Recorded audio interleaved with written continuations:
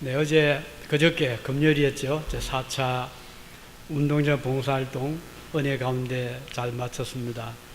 평일이라 모두 바쁜 일정으로 우리 인원이 적지 않을까 서로 걱정해서 열심히 나오셔서 오히려 토요일보다도 인원이 더 넉넉하게 오시게 되어서 얼마나 감사했는지 모르겠습니다. 수고 많이 해주셨고 사고 없이 잘 마쳤습니다. 다 기쁘게 웃으며 즐겁게 일해 주셔서 감사드리고, 또 시간 늦었잖아요. 거의 마치니까 11시, 집에 오는 게 11시 반 정도 늦었는데도 불구하고 모두 오셔서 너무 감사했습니다. 한 가지 곁들여 좀 광고 드릴 것은, 우리가 티 살 수 있잖아요.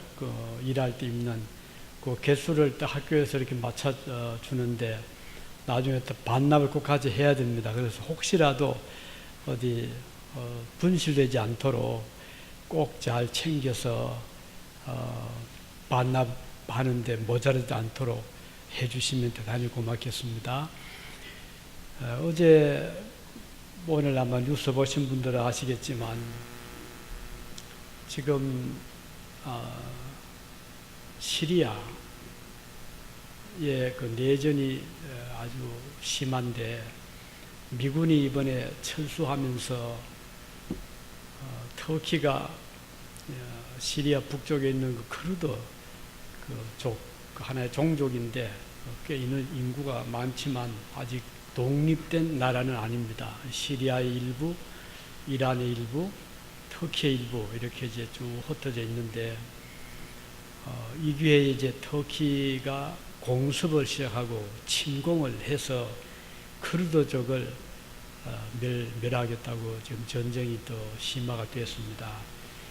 그래서 5만 명 이상의 피난민들이 지금 집을 떠났고, 또 잡힌 이 포로들이 처형을 당하는 그런 뉴스가 나오더라고요.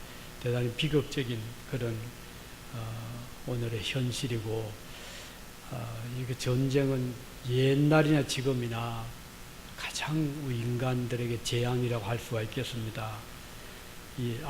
시리아 하면 옛날에 성경에 보면 아수르거든요. 그래서 아수르와 유대는 아주 오래전부터 서로 상극이었고 전쟁을 많이 했습니다. 아수르와 또 동쪽으로는 바벨로니아잖아요. 지금 이란, 이락입니다. 또 남쪽으로는 에집트지요. 그리고 블레셋, 이 블레셋은 지금 팔레스틴입니다. 그러니까 역사적으로 보면 유대 조그만 나라를 중심해서 북쪽, 동쪽, 남쪽, 서쪽은 지중해니까 완전히 이방인들로 둘러싸여 있고 끊임없는 이 전쟁에 휘말린 나라가 바로 유대 나라였거든요. 그런데 오늘 이 본문을 보면 블레셋, 그러니까는 팔레스틴입니다. 팔레스틴이 이스라엘을 공격을 했습니다. 공격을 했는데 전쟁을 했지만 이스라엘은 역부족이었어요. 그래서 이스라엘 군인 3만 명이 전사를 하고 또 많은 재산 피해를 받게 됩니다. 그뿐 아니라 이제 이스라엘이 워낙 다급하니까 우리 전쟁터에 법궤를 메고 가자. 아주 법궤를 메고 나갔는데 이 법궤마저도 빼앗기고 말았어요. 그러니까 이 블레셋은 너무 이제 의기양양해서 자, 전쟁도 이겼지, 또 법궤도 빼앗았지. 그래서 아주 춤을 추면서 그 법궤를 가지고 자기 나라로 갔습니다. 그 빼앗은 법궤를 그들의 섬기던 이제 신 중에 하나가 다곤 신인데, 다곤 신을 모신 그 옆에다가 법궤를 갖다 놓은 겁니다. 이 블레셋 사람들 생각에는 다곤 신이나 이스라엘 신이나 신이니까 신전에 두면 좋겠다 이렇게 생각을 하고 두었는데, 이튿날 일어나 보니까 아니 세상에 다곤 신이 그 자리에 그대로 있지 않고 땅에 엎드려져 있는 거예요. 이거 웬일인가? 그래서 뭐 그럴 수 있겠지 하고 그 신을 다시 이제 일으켜 세워놨는데 그 이튿날 또 일어나 보았더니 이번에는 다곤 신이 땅에 엎드러진 정도가 아니라 팔도 부러지고 다리도 부러지고 목도 부러진 채로 흩어져 있는 거예요. 깜짝 놀랐죠. 이게 어떻게 된 거냐. 몸뚱아리만 그 제자리에 남아 있었고 팔, 다리, 목 다 뭐 그냥 부러지고 흩어져 있었던 것이죠. 그뿐 아니라 그 지역의 주민들, 아소르 지역인데 그 주민들에게 독종이 몸에 병이 나가지고 주민들이 죽어가고 뭐 야단난 거예요. 자, 자기들의 신상은 엎드려져 다 깨어지고 주민들은 병이 들어서 뭐 중내 상내 야단났고 그래서 이 블레스 사람들이 굉장히 아주 긴장하게 된 겁니다. 이게 어떻게 된 거냐. 그래서 그 주민들이 호소하죠. 도대체 저 이상한 유대의 그 법궤를 가지고 와서 이런 재앙이 우리에게 왔으니 속히 이걸 어떻게 처리를 해 주시오 하고서 요청을 합니다. 그 사무엘상 5장 12절에 보면 이때 죽지 않은 사람들은 독종으로 치심을 받아 성읍의 부러지점이 하늘에 사무쳤더라 그랬어요. 온 성읍이 야단난 거예요. 그래서 이 블레스 사람들이 자 이거 어떻게 하면 좋겠냐 이제 회의를 합니다. 그 유지들이 모여서 회의를 이제 하고 그들이 생각하기를 그러면은 우리가 이 법궤를 돌려보내자 이렇게 의논을 했어요. 아무래도 이게 우리에게는 재앙이 되니 차라리 돌려보내자. 그런데 그냥 돌려보낼 것이 아니고 우리가 제사를 한번 저기서 우리가 드리고 그리고 금으로 만든 그런 좀 예물을 상자에 넣어서 같이 보내자 이렇게 의논을 했습니다. 어떻게 보낼 것인가? 그래서 이제 소 2마리를 새끼를 가지고 있는 암소 2마리를 특별히 차출을 했어요. 그래서 송아지는 우리에 가둬 놓고 어미 소 2마리를 세우고 거기에 이제 쭉 끈을 메어서 수레를 매달았죠. 그리고 수레에다가 이제 법궤를 얹고 또 거기에 금독종 같은 이제 그 예물을 실어서 이제 보내게 되는데 보내면서도 좀 마음이 좀 유쾌하지 못하잖아요. 그래서 생각한 데는 제발 저 소들이 새끼가 좀 짐승 우리에 있으니까 가다가 돌아왔으면 좋겠다 그런 생각도 가지고 있었습니다. 여러분 짐승의 그 새끼 사랑은 대단하거든요. 사람도 자녀 사랑은 크지만 하다못해 뭐 소도 그렇고요, 개도 그렇고요, 고양이도 그렇고 또 저 닭도 그래요. 저희 집에 닭 몇 마리를 기르는데 지난 얼마 전에 제가 병원에 한 달 동안 누워있다 나왔더니 세상에 그 암탉 한 마리가 한쪽 우리도 몰랐어요. 알을 놓고는 그 3주 걸리면 부화가 되거든요. 21일이 지나면. 그런데 이 닭이 새끼 병아리를 10마리를 깨워가지고 나온 거예요. 다 놀랐죠. 그런데 이 닭이 새끼가 없을 때는 겁이 많아요. 그 사람은 도망가고 이러는데 일단 새끼를 딱 거느리면요 이 닭이 달라집니다. 가까이 가면요 전에 같으면 도망갈 건데 딱 날개를 딱 펼쳐가지고 공격하려고 딱 버팁니다. 새끼를 손대지 말아 이거예요. 그걸 보면서 참 짐승이지만 새끼 사랑이 저렇게 크구나 이런 생각을 하게 되고 또 개도 그렇잖아요. 새끼를 딱 놓으면 이 개가 사나워집니다. 새끼를 딱 보호하기 위해서. 곰도 그래요. 그래서 새끼 둔 곰은 굉장히 위험하다 그러잖아요. 그런데 이제 이 블레스 사람들은 생각하기를 자 우리가 새끼를 2마리 젖을 땐 아직 떼지 않았겠죠. 새끼를 먹이는 어미소를 앞에 수레에 이제 이렇게 메워서 유대 땅으로 보내지만 가다가 돌아왔으면 그런 마음이 있었던 거예요. 또 그렇지 않겠어요? 새끼가 우리에 있는데. 그런데 놀라운 것은 이 어미소 2마리가요 뒤도 안 돌아보고 좌우로 치우치지도 않고 그대로 끝까지 유대 땅으로 달려가는 거예요. 울면서 달려가는 거예요. 그래서 유대인들이 이제 마침 그때가 이제 밀을 타작할 거두는 때거든요. 밭에서 밀을 거두다 보니까 아니 소 두 마리가 막 울면서 달려오는데 뒤에 보니까 법궤가 실려 있는 거예요. 그래 얼마나 놀랐겠어요. 그래서 놀랍고 반가워서 이제 두 소를 이제 붙잡아 놓고 그리고는 수리에 있던 법궤를 잘 이게 옆으로 모셔놨어요. 그리고 생각을 했죠. 자 아무래도 하나님이 우리에게 돌려보내 주신 거다. 얼마나 우리가 감사하냐 해서 그 수레를 나무로 되었잖아요. 그걸 이제 막 쪼개가지고 이 제단을 쌓았어요. 그리고는 소 두 마리를 잡아 죽여서 제물로 삼아 하나님 앞에 제사를 드린 거예요. 온전한 제사를 드린 거죠. 이렇게 해서 하나님께 감사하고 빼앗긴 법궤를 되찾고 또 그동안 이스라엘 백성들이 자존심이 다 구겼잖아요. 전쟁에서 패전했죠. 법궤도 빼앗겼죠. 그런데 법궤를 돌려 보내 왔으니까 그래도 위로를 받게 된 거예요.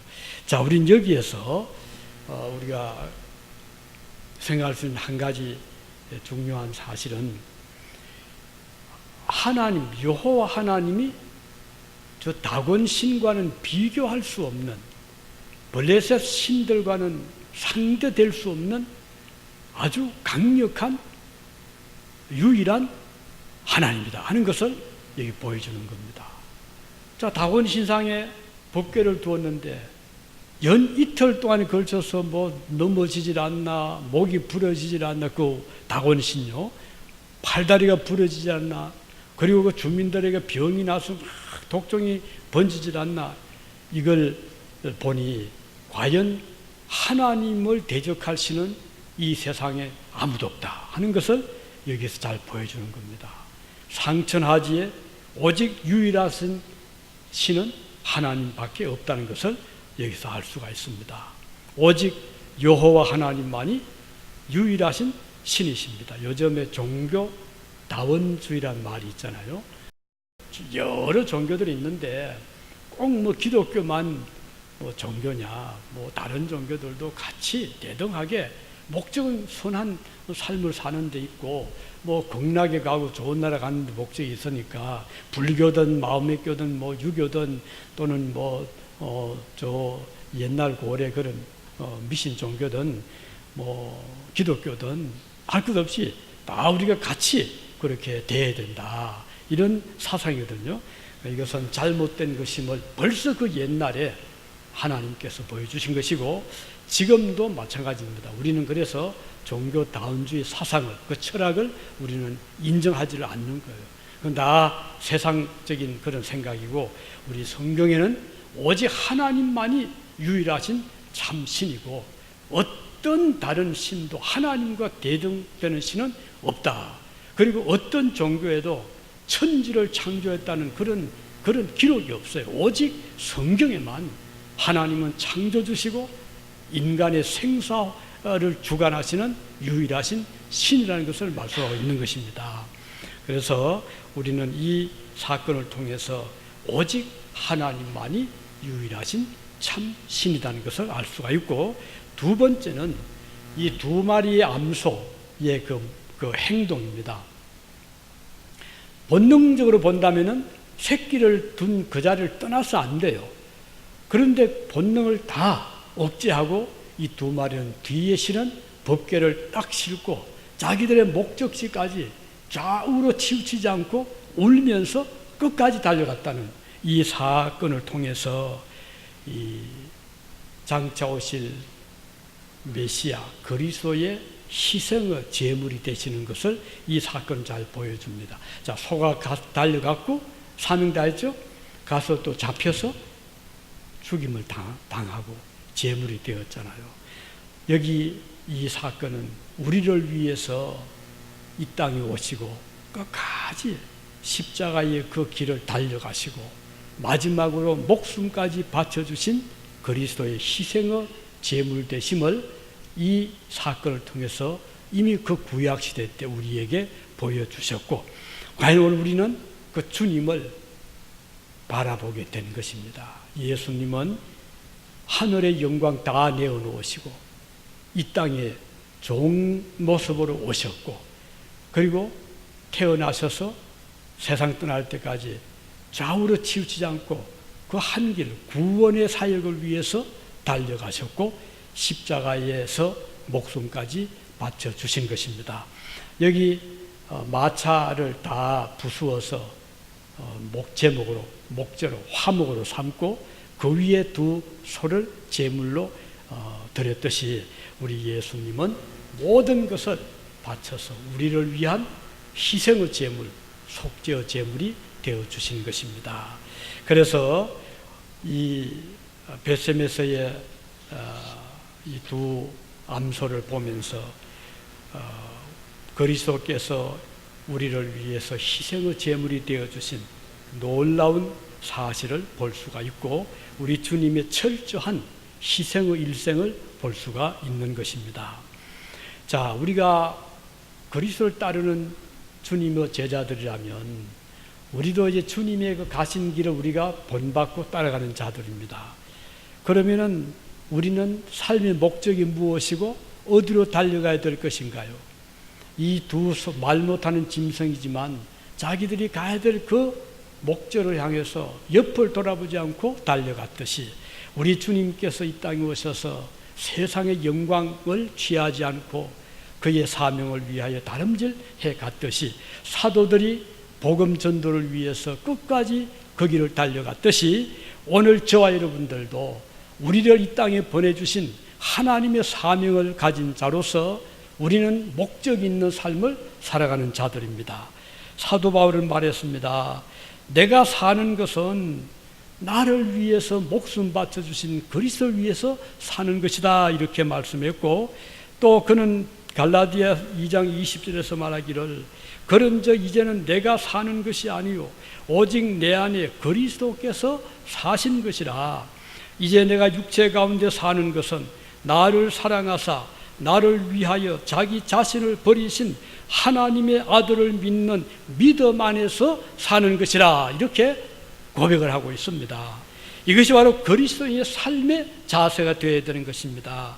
이것은 주님을 위한 삶, 이웃을 위한 삶이라고 하겠습니다. 누가복음 10장에서 예수님은 말씀하시기를 내 마음을 다하고 목숨을 다하고 힘을 다하고 뜻을 다하여 주 너의 하나님을 사랑하고 또한 내 이웃을 내 몸같이 사랑하는 것이 율법의 가장 큰 계명이다, 이렇게 말씀을 하셨습니다. 그래서 오늘 우리 이 사건을 통해서 그리스도인의 삶의 모습을 여기서 우리가 다시 한번 생각할 수 있길 바랍니다. 이제 마지막 세 번째로 이 사건을 통해서 우리 각자에게 하나님이 주신 삶의 목표가 있는데 그 목표를 향해서 우리가 어떤 자세로 달려가야 될 것인가.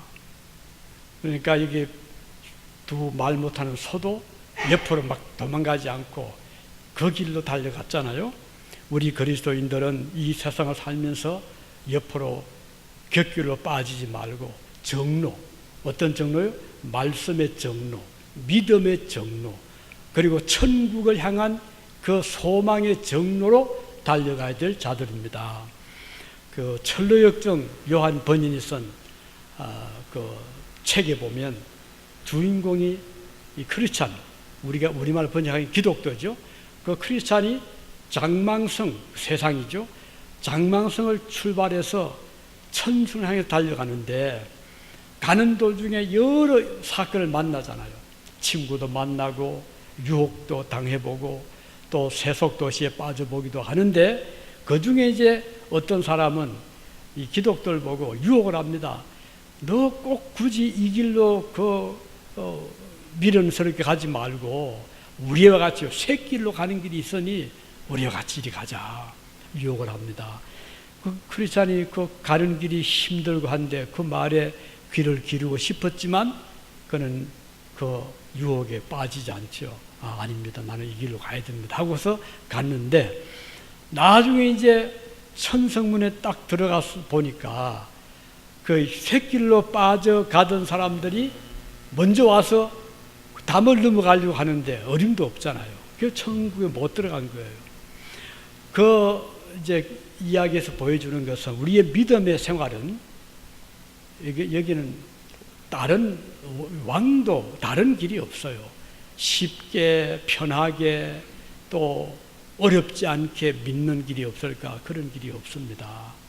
오늘 많은 사람들이 편하게 살자, 편하게 믿자. 그래서 샛길로 천국 가는 것도 굳이 뭐 좁은 길로 가지 말고 좀 편한 길로 샛길로 빠져가면은 훨씬 쉽지 않겠느냐 이렇게 생각할 수가 있는데 그것은 매우 어리석은 생각이고, 그래서 우리는 우리의 목표를 향해서 그냥 정로로 달려가는 것이 가장 안전한 길이고 또 그 길이 성공하는 길이라는 것을 알아야 되겠습니다. 우리가 이 일을 위해서는 마음의 각오도 필요하고 또 마음의 자세를 잘 가다듬어야 되거든요. 이 벳세메스로 향하던 두 마리의 젖소는 자기 사명을 다 마치고 희생의 제물이 되었습니다. 이것은 주님을 위해서 멍에를 어깨에 메고 달려가는 그리스도인들의 삶의 모습을 잘 보여주는 것입니다. 고린도전서 10장 31절에 보면 그런즉 너희가 먹든지 마시든지 무엇을 하든지 다 하나님의 영광을 위하여 하라 하는 말씀이 나옵니다. 그 삶의 목적이 무엇이냐? 우리는 하나님의 영광을 위해 하나님이 기뻐하시는 그 삶을 사는 것이 그리스도인들의 삶의 자세라는 것입니다. 이 일을 위해서는 여러 가지로 때로는 어려움을 겪게 되죠. 핍박도 감내해야 되고 때로는 손해를 보아도 그대로 받아들여야 될 때도 있고 또 희생도 해야 되고 또 좁은 길로 가야 되고 하지만 우리는 이 길을 기쁘게 달려가기를 원하는 것입니다. 그래서 많은 성도들이 지금도 이 길을 달려가기 위해서 옆을 보지 않는 자들이 오늘 참 많이 있습니다. 곳곳에 구석 교회 안에도 알게 모르게 성도들이 참 헌신을 하고 희생을 하고 또 주님의 그 뜻을 위해서 이루어 드리기 위해서 뒤를 돌아보지 않고 젖을 먹이던 소가 새끼를 뒤에 두고 달려간다는 게 얼마나 힘든 일입니까? 그렇음에도 불구하고 오늘 우리 그리스도인들은 그와 같은 자세로 인정, 세상의 어떤 정 이런 것들을 정리하면서 우리를 불러주신 위에서 부르신 부름의 상을 위하여 우리는 옆을 돌아보지 않고 뒤로 돌아가지 아니하고 이 길로 계속 달려가는 이것이 바로 우리 그리스도인들의 삶의 자세라는 것을 기억하시고 오늘 저와 여러분들도 말 못하는 이 두 마리의 충직한 소처럼 그리스도인의 귀한 사역자들이 되어서 종들이 되어서 주님 앞에 서는 그때까지 열심히 앞으로 달려가는 자들 되시기를 바랍니다. 기도하시겠습니다.